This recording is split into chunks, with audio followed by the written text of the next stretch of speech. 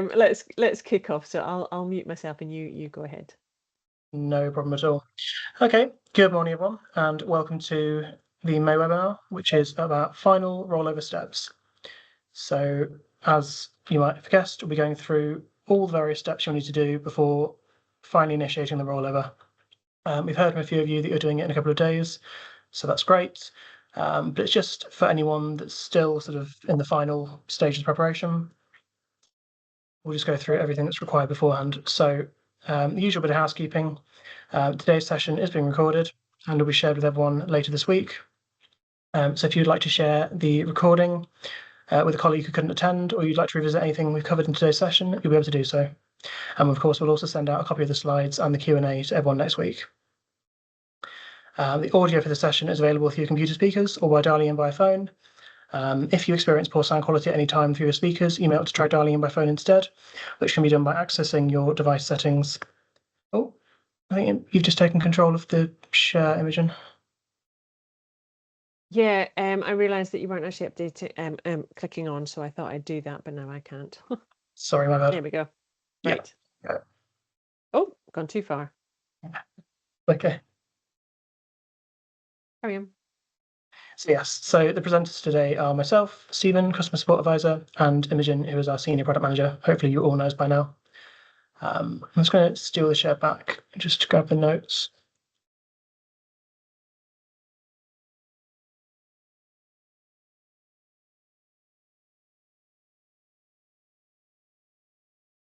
Okay. So on the agenda today, we will first be going through the final rollover steps and telling you what we do during the rollover. And then Imogen will be taking you through the latest updates on DCS 2.0. And then, of course, we'll have the usual Q&A at the end of the session as well. So, on to the final rollover steps. One moment.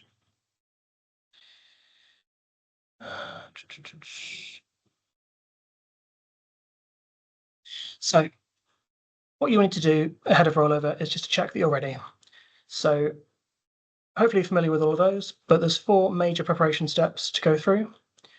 So first of all is that all active requests must be on the DCS with a published link. That's important. If there's not a published link, you can generate one, but you do need to make sure that they've all got a published link that's available for everyone to view. Second of all is to make sure that all EHES orders are complete. A few of you have gotten in touch about hanging EHES orders. Thank you for that. Obviously, we do strive to make sure that all orders are closed ahead of rollover, but sometimes they do get missed, so we appreciate any reminders so that we can close any that haven't been closed. Third is that any courses that haven't run must be archived or deleted. And finally, very important one, this one, your student numbers must be accurate and up to date.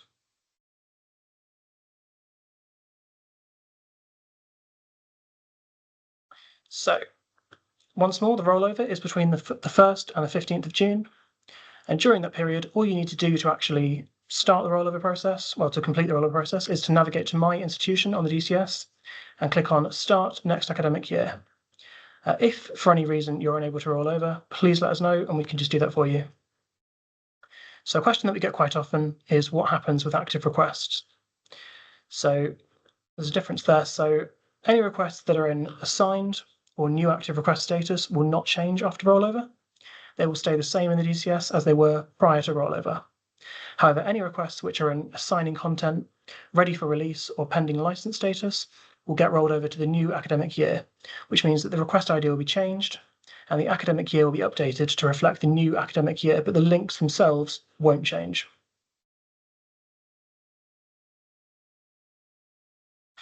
So, what are we at CLA doing during the rollover period?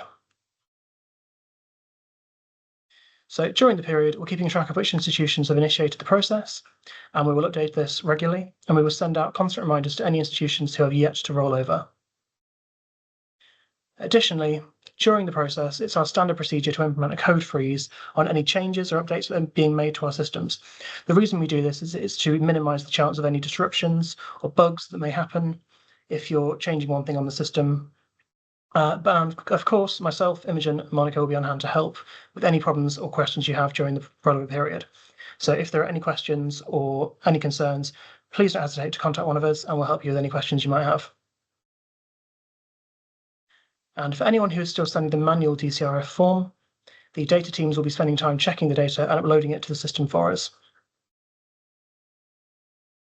So I'll pass over now to Imogen, who will take you through the latest news regarding the impending DCS 2.0. Thank you very much, Stephen. Thank you.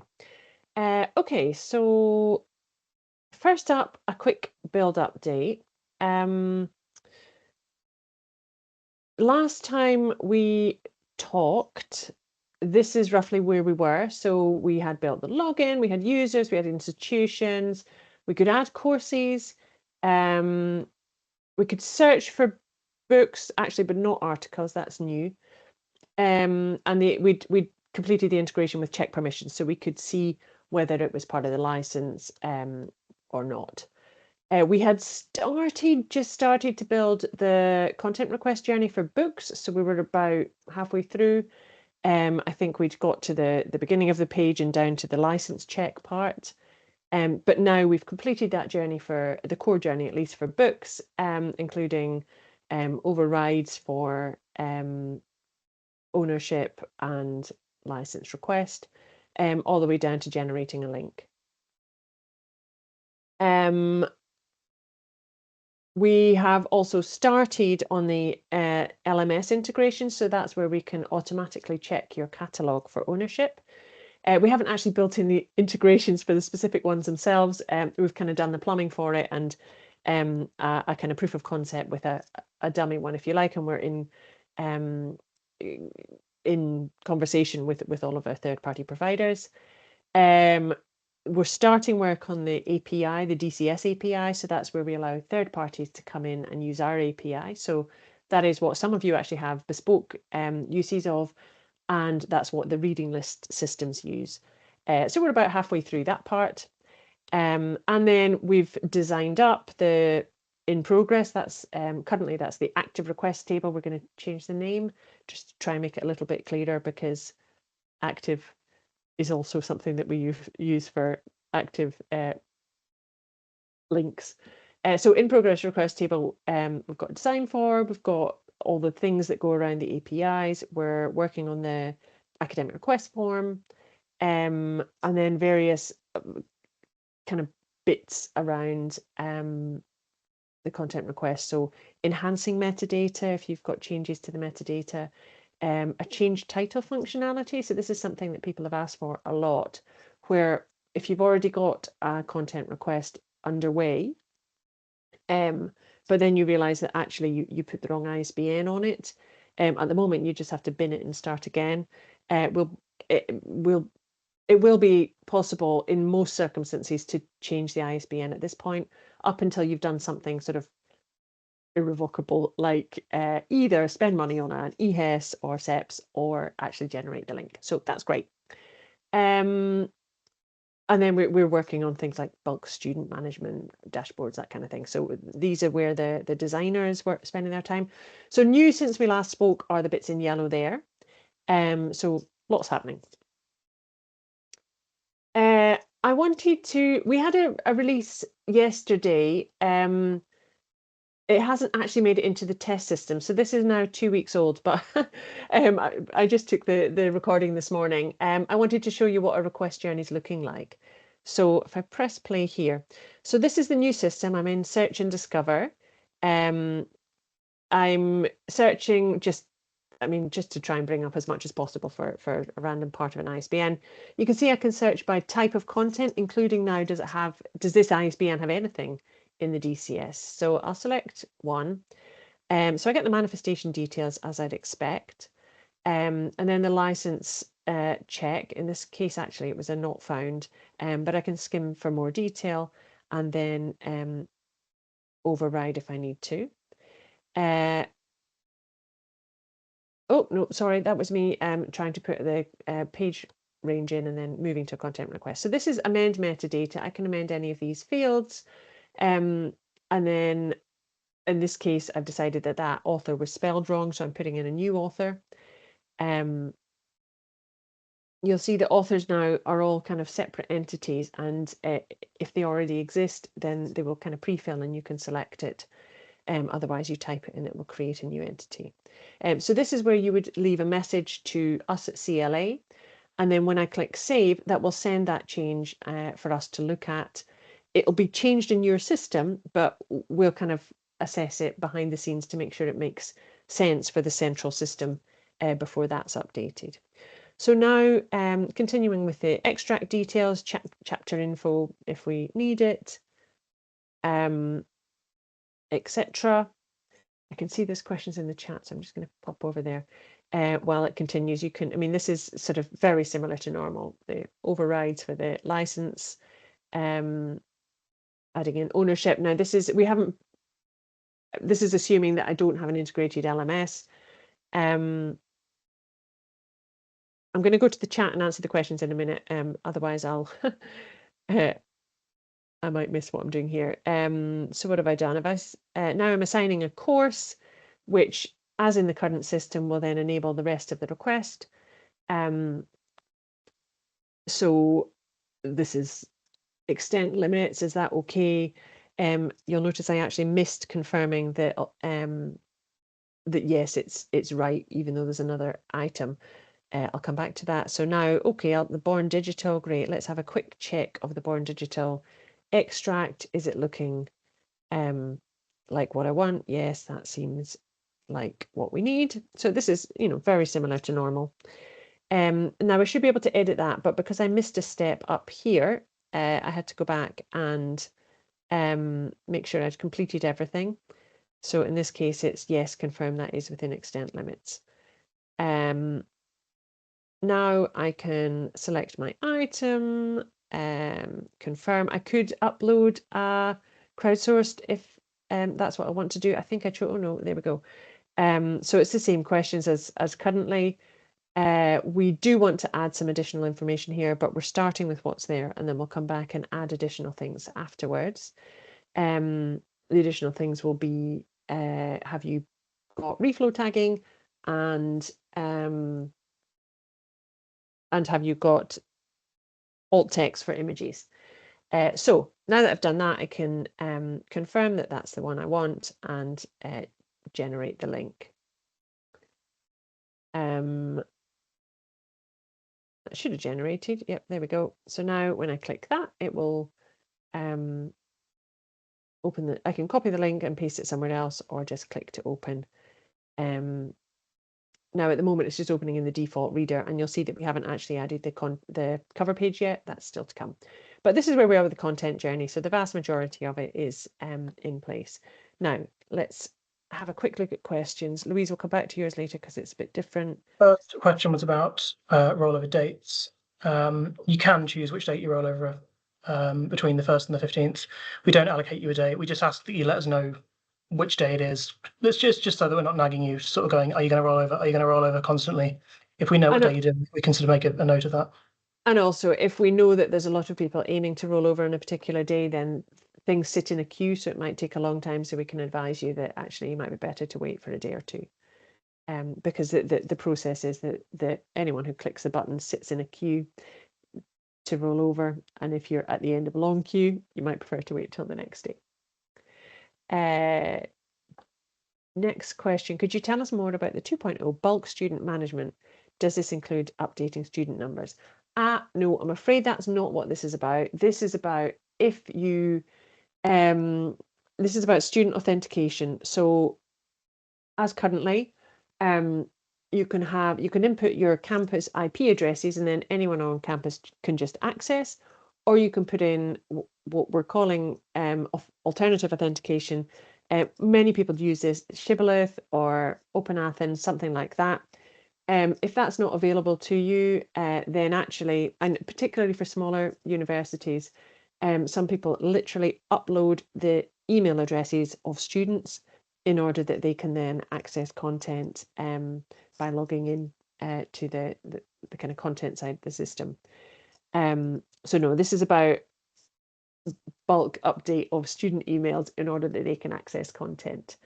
And then is a facility for reuse of content uploaded by publishers, other HEIs with copyright fee applied planned. Yeah, this is one of the most requested things that we have. We have kind of workflows planned for it, but it's not what we're building right now. The focus for now is just to make sure that we have everything that you currently have in place when we launch.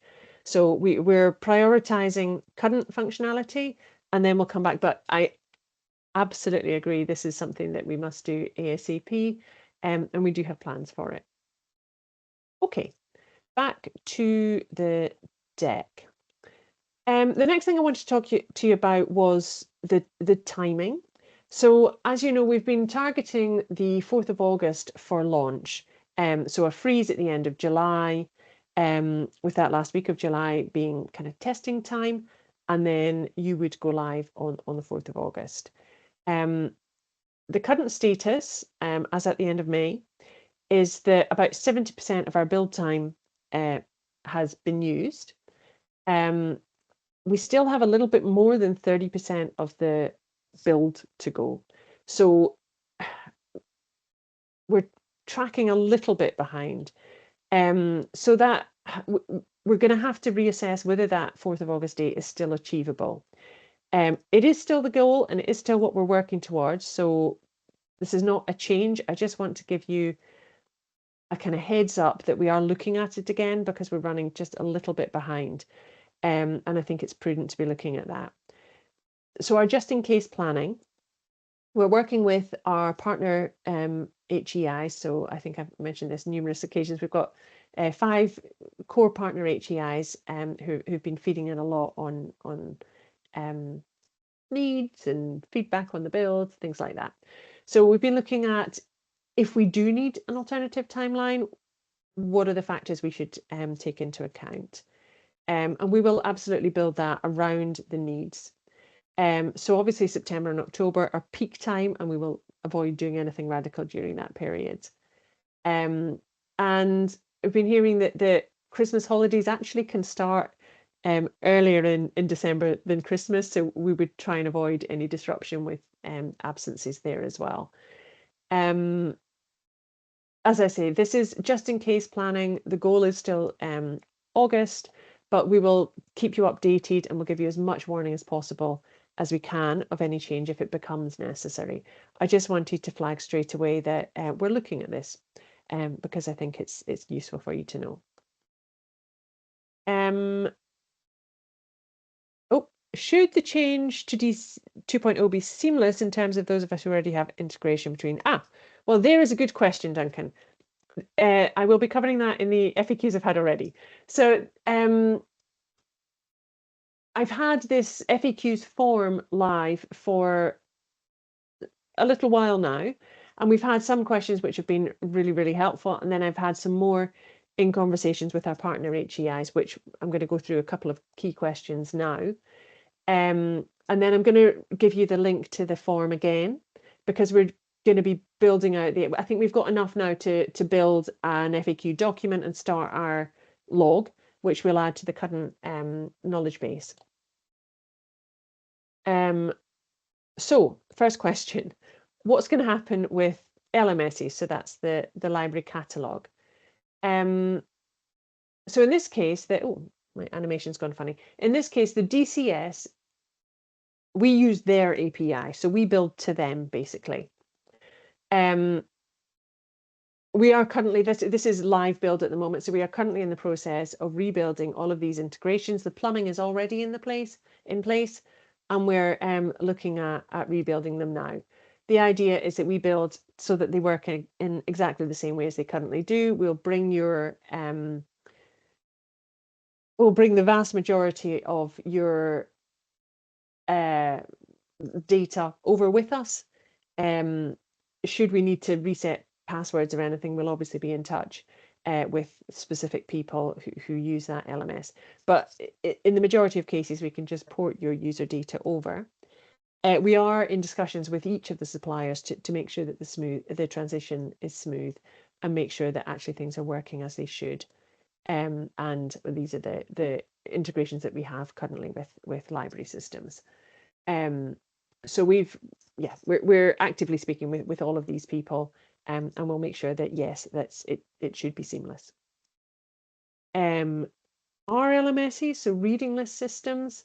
Now in this case, our third parties, they use our API. So we make the API endpoints and they build whatever they want to do to pick up or place information using our API. So we have actually talked about a lot of potential improvements that we can make, and we do still want to do that. But for our first release, rather than trying to make everybody else build to our timeline simultaneously, what we're going to do is just rebuild exactly the same API with exactly the same endpoints. This means that it's going to be 100% backwards compatible, and it's going to work in exactly the same way as DCS version 1. We are, again, talking to all of our suppliers to make sure that that transition is smooth, to make sure that things flow, and to talk through the detail of the cutover, how that works, and what happens to any, for example, academic requests that are sent in the meantime. Do they sit in a queue? Will they just sync when it actually comes through? What's going to happen there? So we're talking actively with all of the partners. And then, as I say, we have talked about things that we want to do, but we'll come back later and build additional endpoints. So we've got the first one that we'll do is a reading list ID endpoint, so that we can bring through the number of your reading list and then display that at the very least, and hopefully both us and our partners who are now on screen will then, if they want to, be able to work around that to make the whole flow more seamless. But that's the plan for reading lists. So again, it should be exactly the same, and we just need to continue our discussions, actually, because we are already talking to all of these people to make sure that the transition's smooth. A couple of other things. What does it mean for student links? So student links are going to remain the same. They should remain exactly the same, but if by any chance we end up needing new URLs, then we can redirect.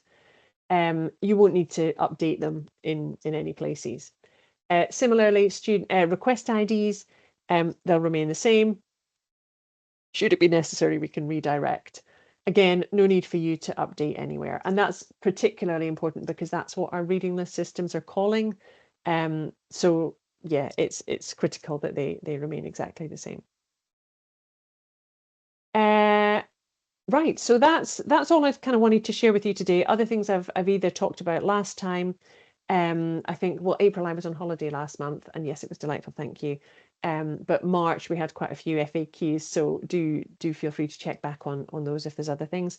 Otherwise, we'll bring everything together in a document on the knowledge base very soon. Monica's going to be putting that together when she's back from holiday next week. But if there's anything else you want to know, either get it in fast here, or the log is still open, so you can add something to the form. In fact, there. Oh no, I can't. Stephen, can I ask you to? That's okay, I can do it from here. Don't worry. I was going to say to put the URL in, but I've got another version of this where I can do it. Copy, and I'll pop this in the chat so that you can just click directly. Oops, sorry for the large font, but there we go. So if there's any other questions you want to ask, feel free to add them there, and we'll get it up to get answers out to you. Okay, that is what I wanted to share with you today.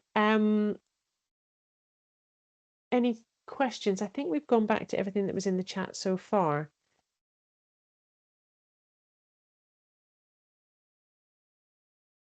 I was hoping to share something live with you today, but they're literally releasing yesterday's build as we speak. Right, rollover question. A colleague suggested that CLA will let us know which active courses still show as having 0 students after we've done our block number update. Is that correct? So that should appear on the dashboard. Let me see if I've got something I can share. Yeah, that should appear on the dashboard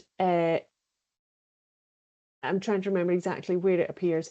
But in the same way that you would have number of open EHES orders and a link, there's a whole new section with courses with 0 students. If I just, I'll see if I can find an example. I may or may not be able to. Oh, Bethan, thank you so much. Bethan has added a screenshot there with how it appears for her. So that's perfect. Thank you so much. Any other questions?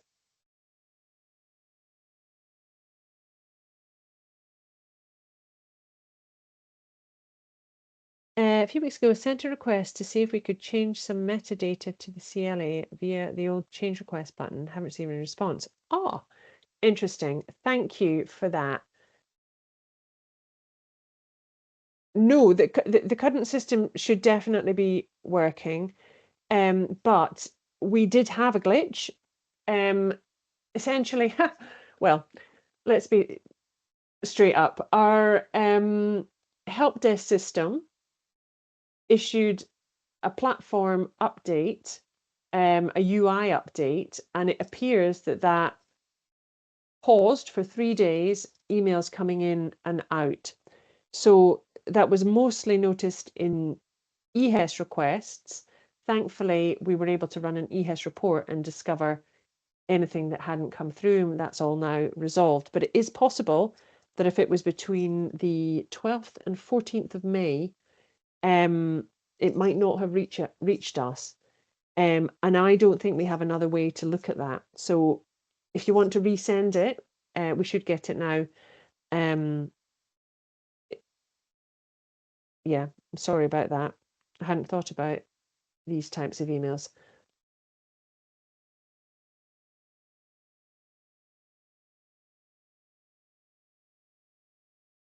Right. Is there anything else that anybody would like to ask? If not, then do feel free to message us on the help desk, or if it's DCS 2.0 related, ask it in the form, and then we can make sure that we get it added to our upcoming Q&A, FAQs document. Otherwise, thank you very, very much for coming.